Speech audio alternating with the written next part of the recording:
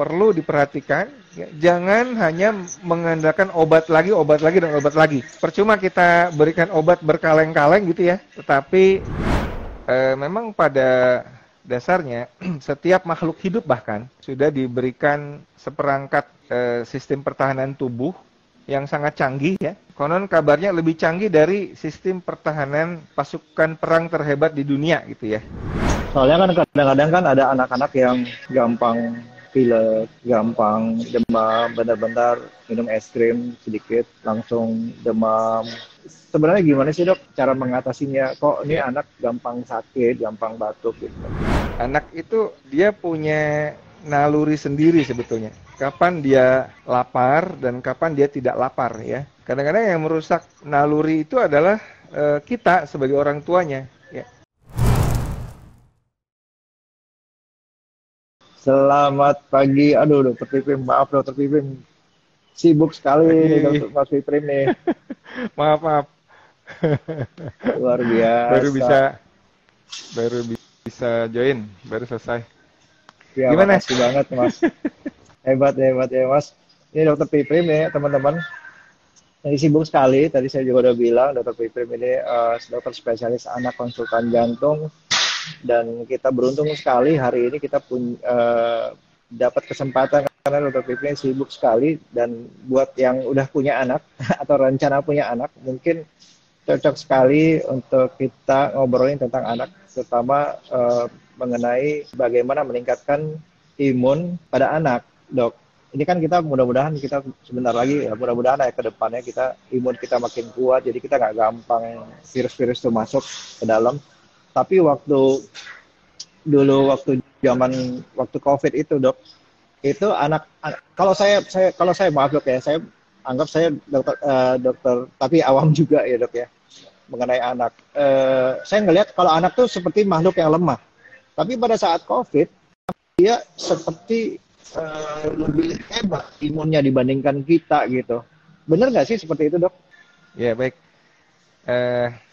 Terima kasih. Selamat pagi semuanya. Assalamualaikum. Topiknya cukup unik ya. Menguatkan sistem imunitas pada anak ya. Iya. Jadi kalau kita lihat kan memang sistem imunitas itu ada dua ya, yang spesifik dan non spesifik ya. Atau kalau bahasa kedokterannya innate immunity, dan lawannya adalah imunitas yang spesifik. Nah, spesifik itu adalah kita nanti bicara tentang antibodi ya, tentang sel T dan seterusnya. Memang pada dasarnya setiap makhluk hidup bahkan itu sudah diberikan seperangkat sistem pertahanan tubuh yang sangat canggih ya, yang konon kabarnya lebih canggih dari sistem pertahanan pasukan perang terhebat di dunia gitu ya.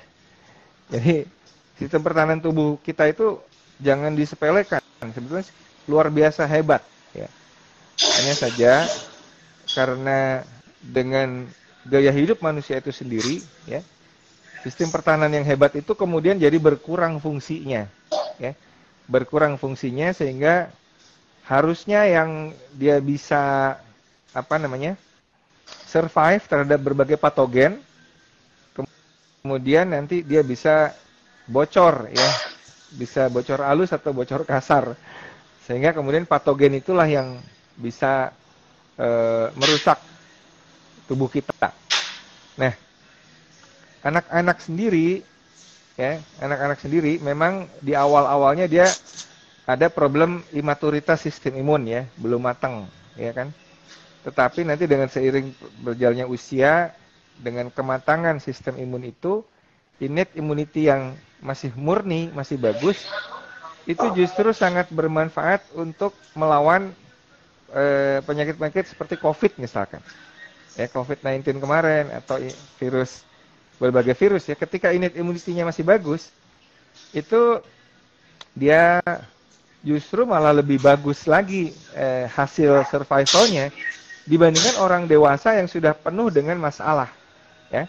Ada low grade inflammation yang kronik ya, seperti pada obesitas misalkan, pada diabetes, gula darahnya tinggi terus-terusan ya. ini yang kemudian dia malah bermasalah pada saat patogen itu masuk. Ini sekarang ini saya baru baca ada flu burung lagi ya, Oh iya dok. H5N1 ya. H5N1 ini ada edaran kewaspadaan dari Kementerian Kesehatan. Dan ketika kita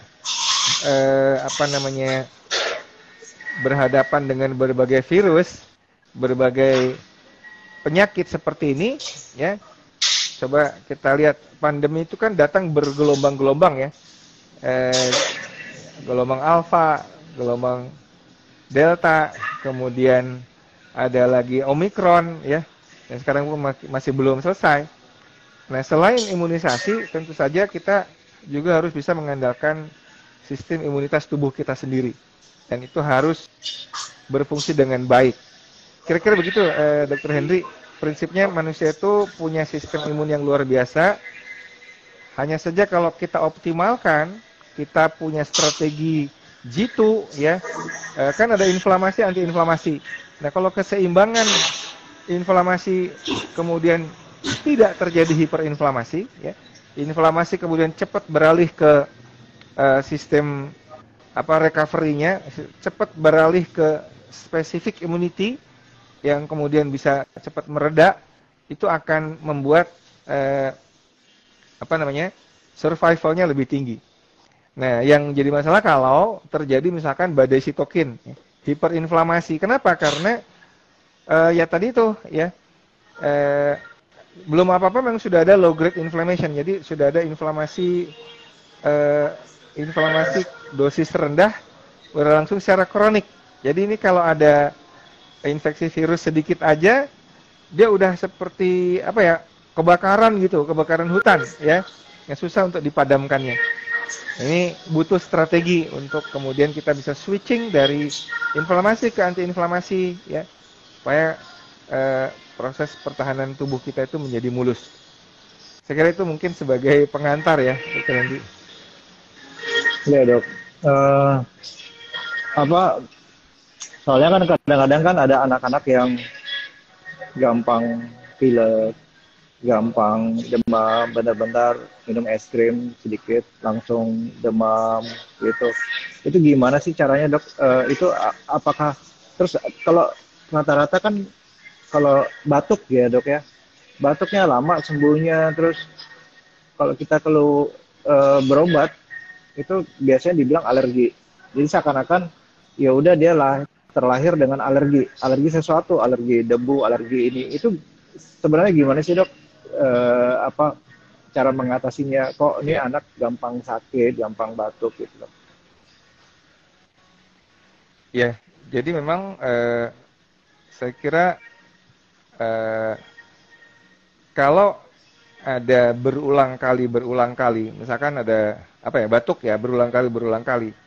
Ini kan kita bisa lihat kemungkinan besarnya dua nih, dari lingkungan atau dari makanan. Ya. Kalau memang ada faktor alergi itu memang ada ya, misalkan orang yang alergi dengan tungau debu rumah gitu ya. Ya pada yang asma itu kan itu sangat sensitif ya, debu rumah atau dengan bulu-bulu hewan ya, atau dengan dingin misalkan apa, itu memang tidak bisa dipungkiri itu bawaan dia ya. Tetapi kalau faktor ini ditambah ya dengan katakanlah pola makan yang terus-menerus merangsang terjadinya inflamasi ya, hiperinflamasi terus-menerus, itu kemudian akan makin menjadi ya. Anak-anak alergian ini biasanya kan kambuh ketika dia misalkan sekarang ini anak-anak kita itu sebagai salah satu keprihatinan kita adalah dikuasai betul oleh ultra processed food ya, junk food, ultra processed food, high sugary food, snack atau cobalah kalau kita masuk ke minimarket itu dari awal sampai akhir itu soft drinknya aja ada lebih dari 100 macam ya, soft drinknya itu 100 macam, dan itu mengandung high fructose corn syrup ya, gula fruktosa yang kalau terus-menerus dikonsumsi itu bisa menyebabkan banyak masalah. misalnya perlemakan hati, ya, darah tinggi, sindrom metabolik lah pokoknya. Jadi faktor genetik, faktor alergi tadi kemudian diperkuat dengan pola makan yang terus-menerus selalu merangsang timbulnya inflamasi, ya. Ini jadi makin menjadi, jadi nggak sembuh-sembuh. Orang tuanya bilang ini kok nggak kelar-kelar penyakitnya. Ya minum obat berapapun kalau si alergennya kemudian faktor inflamasinya tidak dikendalikan, ini juga akan sulit untuk diperbaiki. Jadi saya kira perbaikan pola makan, ya, pola hidup, seperti misalkan banyak gerak, olahraga. Kenapa olahraga sangat penting? Olahraga itu membuat sirkulasi darah, termasuk sirkulasi kelenjar limfa, itu berjalan dengan baik. Jadi sel-sel imunitas kita itu bisa mencapai seluruh bagian tubuh kita dengan baik ketika sirkulasinya menjadi baik. Ya, kenapa? Kemudian olahraga itu menjadi satu bagian penting juga untuk meningkatkan imunitas kita. Ya. Jadi itu ya, menjaga pola makan, olahraga, dan kemudian puasa intermittent ya. Ini puasa juga sangat baik untuk meningkatkan kualitas imun kita, ya. Kenapa? Karena nanti di situ ada yang dikenal dengan konsep autofagi tadi. Autofagi adalah peremajaan sel-sel imun yang tua digantikan dengan sel imun yang muda, ya. Oh, di bidang bedah plastik ini sangat penting ya, autofagi ya, Dr. Henry ya. Di bidang imunitas juga sama ya. Ini peremajaan sel-sel imun kita sehingga sel-sel imun yang ada itu selalu segar untuk melawan berbagai penyakit ya. Jadi saya kira healthy lifestyle itu perlu diperhatikan, ya. Jangan hanya mengandalkan obat lagi dan obat lagi, ya. Percuma kita berikan obat berkaleng-kaleng gitu ya, tetapi halo, halo, halo Om, halo. Ya. Jadi gitu ya kira-kira apa namanya? mengatur gaya hidup selain kemudian berobat ke dokter ya, itu juga tidak bisa diabaikan ya. Ya, ini ini ada salam dari Kuala Lumpur juga dok. Teman-teman kalau ada mau nanya tentang topiknya tentang bagaimana meningkatkan imun ya pada anak ya, teman-teman boleh langsung tanya. Nah, ini dok, kalau kita tadi sempat ngomongin tentang puasa sama sindroma metabolik. Memang jajanan itu kan banyak dok, begitu dok. Tapi kadang-kadang kan ibu-ibu kan kasihan sama anaknya, sehingga ya udah dikasih gitu. Nah, tadi dokter bilang ada autofagi, ada puasa. Sedangkan kalau kita kan biasanya kan sarapan itu kan wajib dok buat anak. Itu gimana dok cara ininya dok? Kenapa? Apakah sarapan itu wajib atau enggak atau gimana dok? Ya, sebetulnya kalau anak itu dia punya naluri sendiri sebetulnya. Kapan dia lapar dan kapan dia tidak lapar ya. Kadang-kadang yang merusak naluri itu adalah kita sebagai orang tuanya ya. Jadi saya ingin cerita gini ya, dalam salah satu penelitian di jurnal Pediatrics itu ya, jenis makanan anak itu sangat menentukan pola makannya. Kalau anak-anak itu diberi makanan yang tinggi gula, tinggi tepung ya, yang high glycemic index food, itu gula darahnya akan naik sebentar, kemudian turun, menukik tajam. Pada saat dia menukik tajam itu dia lapar lagi, craving. Begitu craving, dia minta lagi, gitu ya, minta makan begitu lagi. Terus nanti begitu lagi, jadi berulang-ulang. Ini ada yang namanya sugar crash ya. Menukiknya gula darah menurun itu menyebabkan anak itu lapar lagi dan makan lagi. Nah, Di grup lain, kelompok lain di penelitian itu, anak-anak yang diberikan makanan dengan indeks glikemik rendah, ya seperti protein hewani, ya, telur, keju, begitu ya. Kelompok anak yang diberi makanan yang seperti ini, dia nggak, indeks hungernya lebih rendah, sehingga kemudian gula darahnya juga lebih tenang dan dia nggak minta makan lagi. Asupan total kalorinya pun lebih rendah daripada anak yang kelompok satu tadi.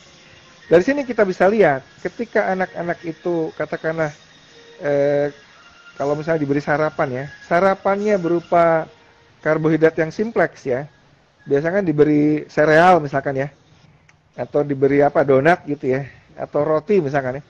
Yang begitu ya ketika dimakan jadi langsung jadi karbohidrat, jadi gula, anak itu akan cepat lapar lagi gitu.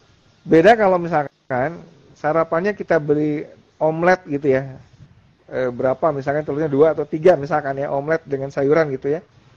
Mungkin kalau tetap mau karbohidrat kita kasih yang kompleks misalkan apa ya, kentang rebus misalkan. Itu kenyangnya akan awet. Ini kalau kita lihat sarapan ya. Jadi misalnya gini, kalau anak itu dia punya insting sendiri, kapan dia lapar dia akan minta gitu. Jadi kalau dia nggak lapar dan dia maunya makannya agak siang, ya udah kita ikutin aja. Ya nggak usah dipaksakan pagi-pagi harus selalu makan gitu ya.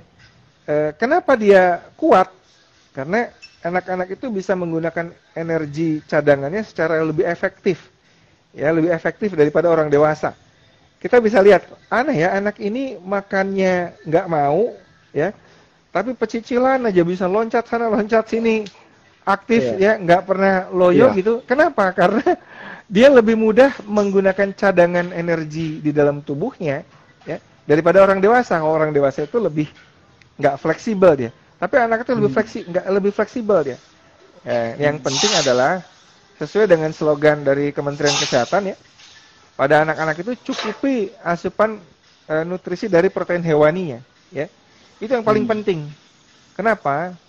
Karena di dalam anak-anak itu kan ada proses pertumbuhan dan perkembangan ya. Ini mungkin kita bahas sedikit ya, Dr. Hendri ya. Iya dok. Iya dok. Ada namanya mTORSI namanya. mTORSI itu adalah satu kompleks protein yang merupakan saklar pertumbuhan pada anak. mTORSI itu kalau kita kayak saklar lampu nih, kalau di switch on pertumbuhannya jalan. Pertumbuhan buat apa aja? Pertama misalnya pertumbuhan tulang panjang dan otot rangka. Jadi ini mTORSI sangat penting untuk pertumbuhan ke arah linier, tinggi badan. Makanya stunting itu kan karena kurang protein hewani, ya kan? Kemudian pertumbuhan apa lagi? Pertumbuhan sel-sel imunnya. Pertumbuhan sel imun itu juga sangat tergantung dengan mTORSI ini, saklar pertumbuhannya, ya. Apalagi pertumbuhan sarafnya, ya. Jadi kecerdasan itu sangat tergantung juga dengan asupan protein hewaninya, ya. Kemudian apalagi sistem hematopoietik, ya, sistem darahnya, ususnya, ya. Dan segala macam organ tubuhnya termasuk pembesaran organ itu juga terkait dengan mTORSI ini. Jadi pada anak-anak sebetulnya yang perlu kita perhatikan total asupan protein hewaninya, ya. Ya, total asupan protein hewaninya. Kalau dia ternyata memang belum mau sarapan pagi, it's okay, ya. Anak-anak itu oke-oke aja, dia mudah membakar cadangan energi di dalam tubuhnya dengan sangat fleksibel. Makanya kan ini anak kok nggak makan, nggak apa ya, pecicilan ya, dia mau makan nanti siang misalkan, tapi makannya sekaligus banyak gitu ya. Nah, kenapa? Karena memang metabolisme lebih fleksibel daripada orang dewasa gitu. Jadi Dr. Hendri, masalah sarapan itu pilihan sebetulnya, pilihan dari orang tuanya. Ya, nggak mesti juga anak-anak itu harus dipaksakan sarapan kalau dia belum mau. Ya, ada kejadian orang tuanya yang sangat obsesif, anaknya harus makan sehari 6 kali misalkan, belum lapar dipaksa dijejelin pakai sendok, ya, pokoknya dijejalkan ke mulutnya. Akibatnya anak itu melakukan perlawanan. Apa perlawannya? Makanya diemut gitu ya. Nah, anak yang makanya diemut biasanya orang tuanya sangat obsesif memaksa sesuai dengan ketentuan, sesuai dengan jam orang tuanya. Padahal konsep memberi makan pada anak adalah eh, responsive feeding. Kita memberi makan anak sesuai dengan butuhnya anak, bukan maunya kita. Ya. Ini ibu-ibu kadang-kadang karena saking khawatirnya berat badan anaknya nggak naik, dia di jam tuh makan anaknya 6 kali sehari misalkan ya. Anak belum lapar udah dijejeli makanan ya. Nah, ini bikin suasana stres dan anak-anak seperti itu dengar denting sendok aja udah hormon stresnya keluar. Udah GTM dia, gerakan tutup mulut. Kenapa? Karena orang tuanya obsesif ya. Fokusnya pada berat badan anaknya. Padahal makan itu haruslah sesuatu yang bahagia, happy, anaknya nyaman, memang sedang lapar. Ya, saya sering ngajarkan gini, jangan paksa anak untuk makan, ya. Kalau nggak lapar, mulai makan hanya pada saat lapar. Jangan paksa anak ngabisin makanan kalau dia sudah kenyang, gitu. Itu kitalah yang harus menyesuaikan anak. Jadi memang pola makan sangat erat tadi dengan sistem imunitas kita. Kalau undernutrisi, ya nggak cukup protein hewaninya, dikasihnya tahu tempe lagi, buah, sayur, tahu tempe, buah, sayur, tahu tempe, nanti dikasih kental manis, ya nggak ada proteinnya. Lauknya mie instan, ya nasi 2 piring. Pakai perkedel kentang misalkan, nggak ada proteinnya. Nah ini anak ini akan stunting, sistem imunnya juga nggak bagus. Itu kira-kira Dr. Hendri. Dari makanan, dari olahraga, jadi mempengaruhi sistem imun ya dok ya. Nah ini tadi juga ada yang bilang juga kalau di sekolahannya itu jadi pagi nggak sarapan, sekolahan mulai jam 9 baru sarapan, ya nggak usah dipaksa ya dok ya kalau memang nggak mau sarapan pada saat jam istirahat di sekolah baru makan ya nggak apa-apa, tergantung anaknya lapar atau nggak lapar ya dok ya. Terus ini ada pertanyaan, ntar lagi kan bulan puasa dok, itu anak-anak tuh emang boleh dok puasa mulai ya atau bertahap atau gimana dok, atau sesuai agama kita aja dok? Ya, jadi memang kalau dalam Islam itu kewajiban puasa kan sesudah akil balik ya. Jadi sesudah kalau laki-laki itu sudah puber, perempuan itu sudah menstruasi, baru diwajibkan puasa. Anak-anak sebelum usia itu nggak wajib sama sekali. Yang ada adalah latihan puasa, berlatih untuk puasa. Jadi silakan aja nanti anak-anak sekuatnya ya, sekuatnya saja. Karena apa? Karena kematangan anak-anak itu berbeda-beda. Biasanya anak perempuan lebih cepat matang. Jadi anak-anak saya yang perempuan umur 7 tahun itu sudah bisa full puasa sampai maghrib ya. Nggak ada masalah. Tapi yang laki-laki itu baru umur berapa ya? Mungkin 8 tahunan lebih baru dia bisa, 8-9 tahun baru bisa full sampai maghrib. Ya kalau yang perempuan dia kadang-kadang ada yang 6 tahun juga bisa sampai maghrib ya. Tergantung kematangan emosi juga. Namun yang paling penting sebetulnya asupan hariannya. Ya, jadi kita tuh kadang-kadang terlalu dijejali jargon makan tuh harus 6 kali sehari gitu ya. 6 kali sehari. Padahal selama bulan puasa itu umat Islam yang melakukan puasa itu dikasih kesempatan untuk detox ya. Secara perintah agamanya untuk detox, yang tadinya makan terus sehari 6 kali dikasih kesempatan detox untuk sekarang 14 jam itu kosong lambungnya kan. Kalau sahur jam 4 pagi, maghrib jam 18 itu kan 14 jam. Saya kira puasa ini kan ada di dalam setiap agama Dr. Hendri ya. Bahkan di Kristen itu ada puasa 40 hari ya. Puasa 40 hari. Nah ini puasa ini luar biasa sebetulnya. Selain detox dari makanan-makanan kelebihan kita, itu juga untuk peramajaan sel-sel tubuh kita termasuk sel imunitas. Jadi memang kalau mau sistem imunnya bagus, bekerja dengan baik, memang salah satu opsinya adalah rajin-rajin puasa. Pada anak-anak bagaimana? Tadi anak masih belajar puasa, nggak usah dipaksakan puasa. Tetapi kalau dia sudah mau, bahkan anak 7 tahun sampai maghrib pun nggak ada masalah. Yang penting nanti asupan cairan hariannya terpenuhi, ya, dia tidak dehidrasi, kemudian asupan kalori dan nutrisi, yang paling penting protein hewaninya tercukupi. Jangan sampai nih anak sahurnya nasi uduk aja, ya kan, sama mie instan, nanti bukanya juga gitu, ya, kentang goreng, perkedel, kentang juga, nasi, mie instan, nggak ada proteinnya. Ini tentu saja sangat tidak baik. Udah anaknya dipuasakan, asupan proteinnya nggak bagus, nggak cukup. Ini kita kira-kira gitu, Dok Hendy. Iya dok. Ini satu lagi dok ya. Ini kita teman-teman kita nggak bisa lama karena dokter Piprim sibuk sekali. Jadi satu lagi pertanyaan saya dok. Saya dapat dari berita-berita kalau sekarang anak-anak diabetes pada anak meningkat pesat gitu. Itu benar nggak sih dok? Gimana mungkin dari dokter Piprim? Iya betul.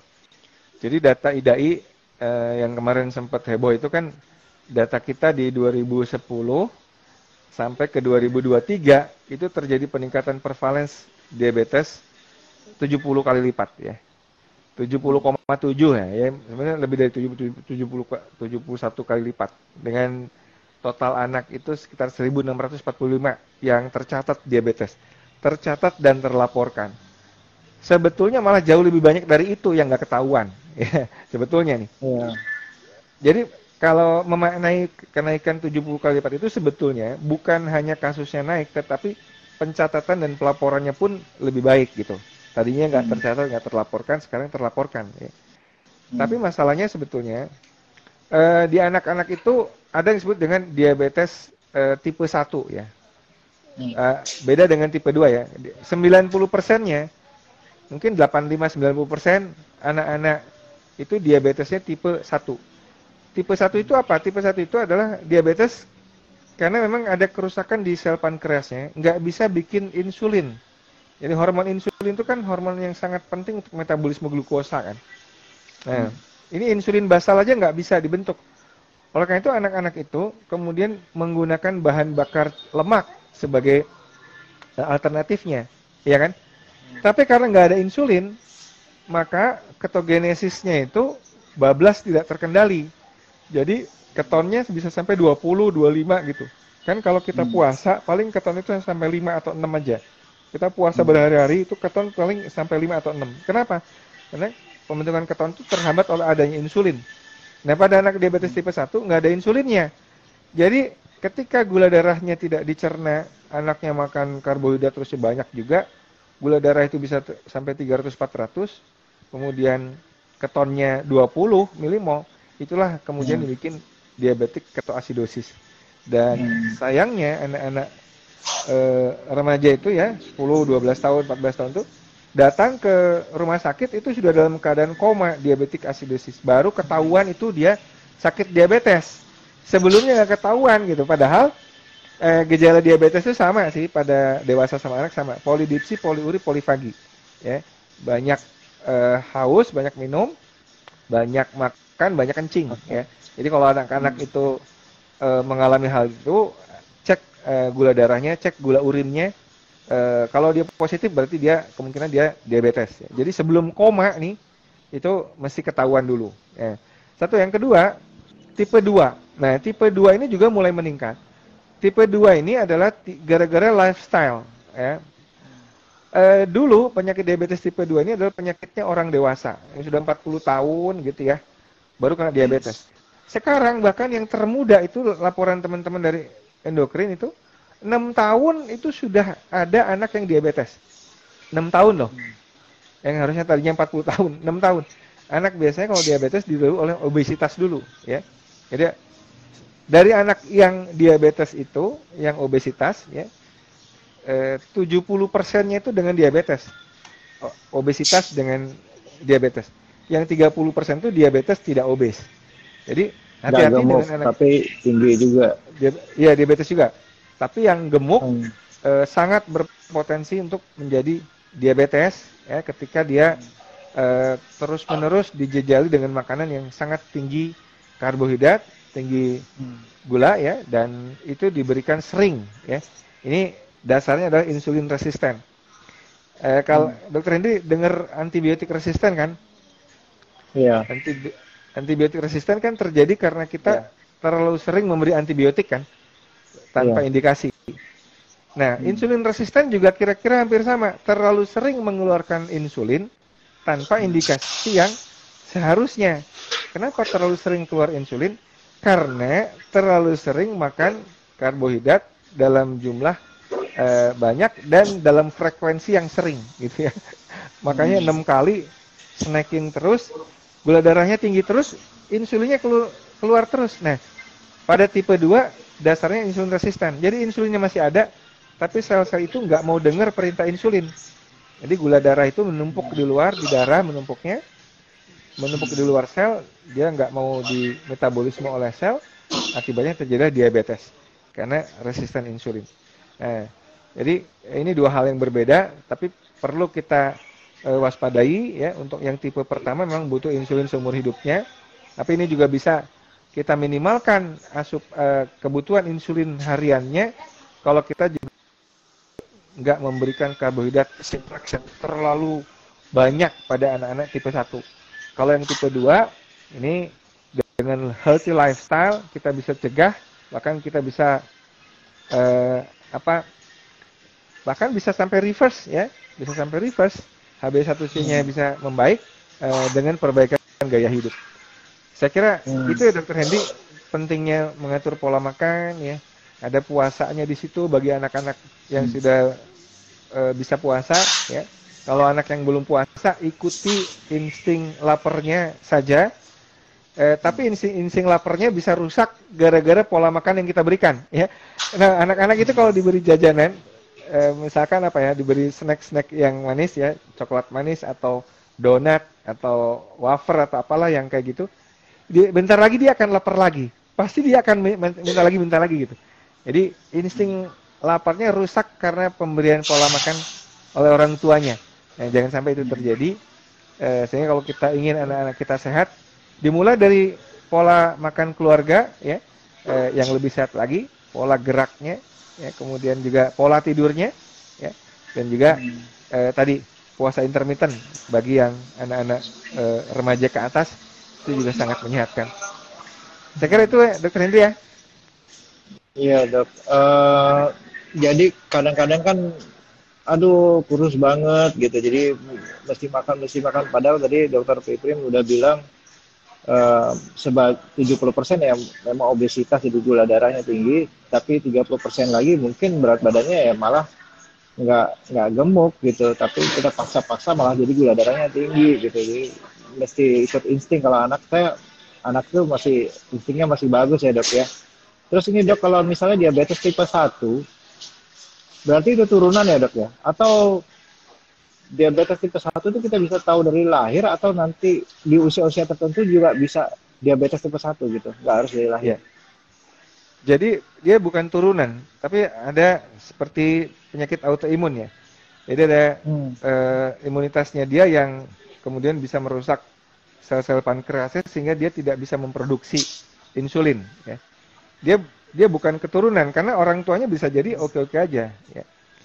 Nah, yang genetik ini yang tipe 2 sebetulnya ada faktor genetiknya, tetapi yang lebih berperan adalah faktor kebiasaan pola makannya ya, kebiasaan pola makannya. Jadi untuk yang tipe 1 ini memang kita yang paling penting adalah mendeteksi seawal mungkin ya, dan kemudian kita bisa memberikan insulin basal ya. Insulin basal itu yang diberikan malam harinya ya. Itu harus tuh, karena dia nggak bisa bikin insulin sama sekali. Jadi insulin basal yang kerja panjang itu diberikan di malam hari. Nah, insulin yang kerja cepat itu diberikan sesuai dengan konsumsi karbohidrat yang dia makan gitu. Makin banyak konsumsi karbohidratnya, makin tinggi dosis insulinnya. Makin rendah konsumsi karbohidratnya, makin rendah dosis insulin yang kerja cepatnya ya.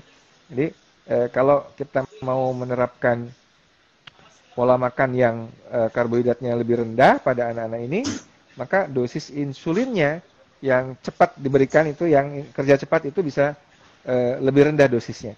Tapi insulin basal yang malam-malam itu tetap harus diberikan.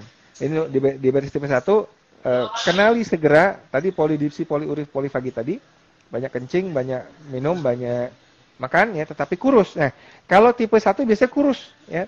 Kalau tipe 2 awalnya obesitas dulu. Ini agak beda ya. Tipe 2 obesitas dulu gara-gara gaya hidup. Tapi kalau tipe 1 ya memang ada masalah pembentukan insulin di pankreasnya. Kira-kira begitu. ada Ya, yang tambahan atau gimana? ya, saya Cukup? kira cukup. Terima kasih. Mudah-mudahan Baik, obrolan pagi ini bermanfaat, Dokter Henry ya. baik, Terus baik. mengedukasi masyarakat. Ya, terima kasih Dokter Fikrim. Makasih ya. Makasih semua teman-teman. Assalamualaikum warahmatullahi wabarakatuh. Makasih dok. Salah. Makasih. Izin dulu, izin pamit ya.